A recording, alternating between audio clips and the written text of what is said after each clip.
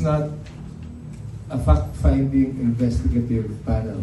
That is the role of the PNP and the CIDG and the Department of Justice.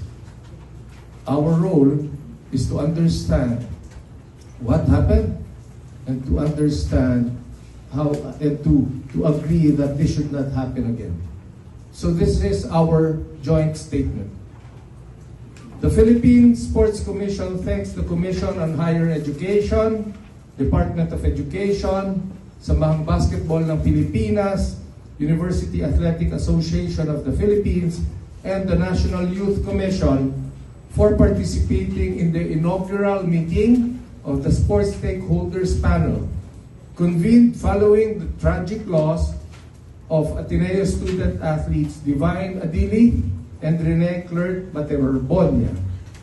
Although preliminary, the meeting yielded several immediate resolutions and priority actions that the panel was quick to reach consensus on. The efforts of CHED in responding swiftly to this tragedy.